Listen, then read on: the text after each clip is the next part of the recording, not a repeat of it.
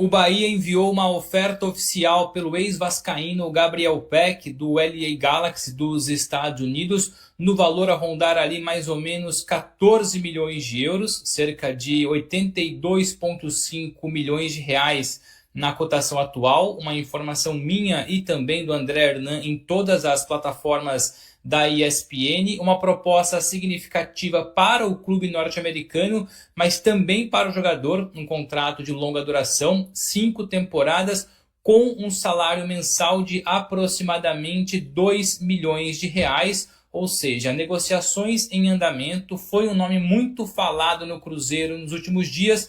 Veremos então se o clube baiano consegue a contratação do ex-vascaíno, 26 anos, Gabriel Peck. E o Bahia entrou na briga com o Cruzeiro para contratar Gabriel Peck. Oferta, segundo a ESPN, de 14 milhões de euros ou 82 milhões e meio de reais para o Los Angeles Galaxy.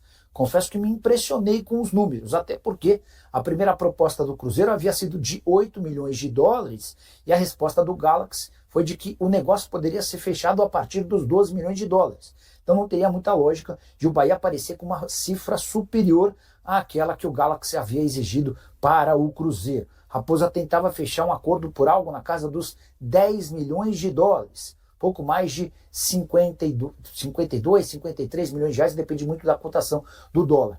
E aí aparece o Bahia com 82 milhões de reais. É possível, natural, que essa transferência, se fechada, também inclua bônus. Gabriel Peck, jogador revelado na base do Vasco, com ótimos números com a camisa do time americano. Temporada atual de 20 jogos, 11 gols e 4 assistências, titular absoluto no Galaxy. O Peck, que inclusive fez 4 gols e uma assistência nos últimos 4 jogos antes da pausa para a Copa do Mundo. Salário nos Estados Unidos de 2 milhões e meio de dólares por ano, algo na casa de 1 milhão de reais por mês. Qualquer novidade sobre o tema e eu volto para contar para vocês, beleza? O Peck, com certeza, é um atleta que tem totais condições de, por exemplo, se ele chegasse, né, a gente estivesse aí na continuidade do Campeonato Brasileiro, se ele fosse contratado na quinta-feira, no sábado ele poderia colocar uma camisa do Cruzeiro que ele sustentaria uma partida tranquilamente. Só que eu vejo ele com características um pouco diferentes da do Arroio, né? Uhum. Eu acho que hoje o Peck ele vem para ser uma peça para compor um elenco.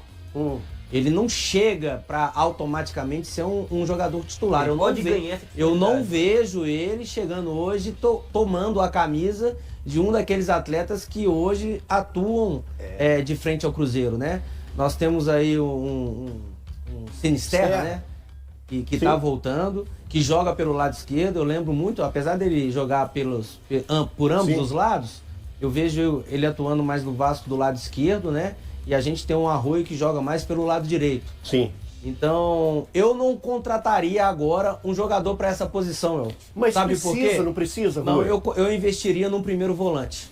Não, também. Mas será que eu um grande erro se o Cruzeiro não, mas aí tudo bem, aí é questão de mercado, né? Mas eu hoje dentro do Cruzeiro me preocupa principalmente a posição de primeiro volante. Por quê? Porque o único jogador de primeira volância dentro do elenco do Cruzeiro se chama Romero. Isso. Se amanhã, Deus me livre e guarde, da mesma forma que eu falo do Matheus Pereira, ambos esses dois jogadores ficam 15, 20 dias dentro do departamento médico, não existe peça de reposição dentro do elenco do Cruzeiro.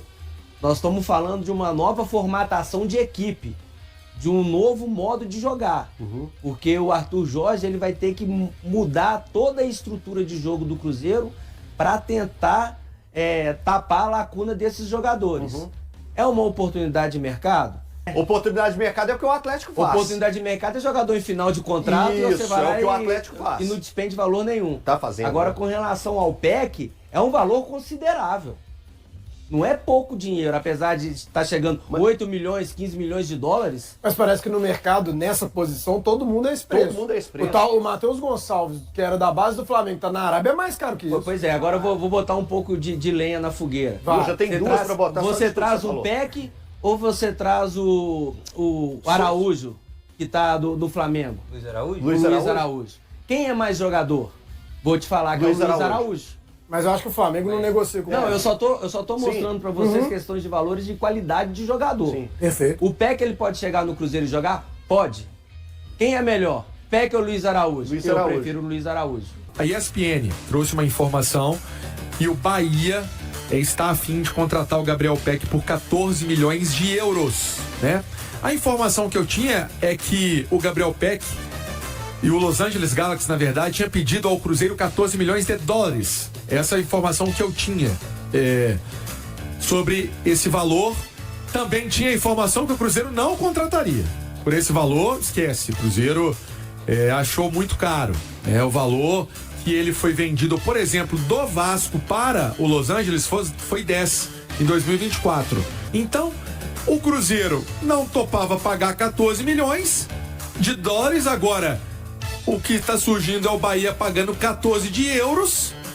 O Cruzeiro já tinha achado a pedida alta de 10, né? Se fosse negociar por 10, agora imagina por 14, né? Então, esse valor pude apurar durante a semana que era realmente 14 milhões de dólares e por esse valor era uma chance bem pequena se não tivesse ali uma adequação do Gabriel Peck chegar.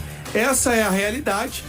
O Cruzeiro tem outros nomes mapeados para a posição.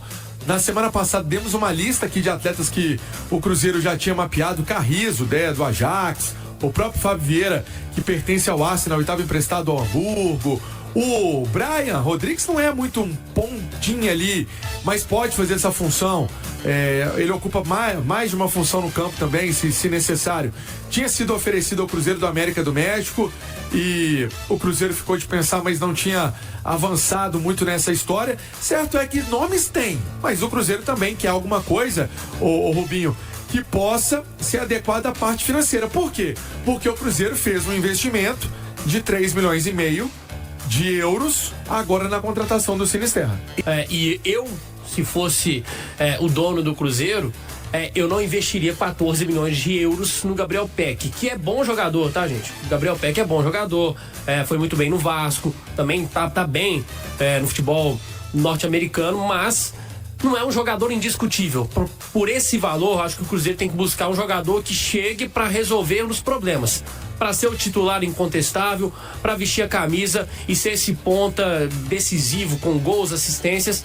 E o Peck eu vejo que chegaria podendo até assumir a titularidade, mas no primeiro momento para brigar por posição. Não acho que o Peck, por exemplo, seja muito superior ao Sinisterra. O Cruzeiro não vai entrar em leilão pelo Peck, né? Por todo o respeito que tem ao atleta, que tem sua qualidade, as suas importâncias também dentro de campo, né? Ele faz ali um lado de campo. O próprio técnico Arthur Jorge já pediu esse jogador que tem o pezinho esquerdo e atua ali pelo lado direito. Ele quer isso, né? Ele quer que isso aconteça, mas o Cruzeiro não vai entrar em leilão pelo Peck, com todo o respeito ao jogador e tudo aquilo que ele já construiu. Eles não querem os 10 milhões, vida que segue, é o máximo que o Cruzeiro ofereceria. O Cruzeiro definiu a saída de Wallace, que estava afastado do elenco desde abril. Sem conseguir retomar seu espaço após problemas internos, o volante vai defender o Vitória por empréstimo até o fim da temporada. A negociação representa mais um caso de um reforço cercado de expectativa que não conseguiu corresponder dentro de campo. Embora a transferência reduza os gastos da folha salarial celeste, o clube continuará responsável por metade dos vencimentos do jogador. Assim como acontece em outros casos, o Cruzeiro seguirá bancando parte do salário de um atleta emprestado.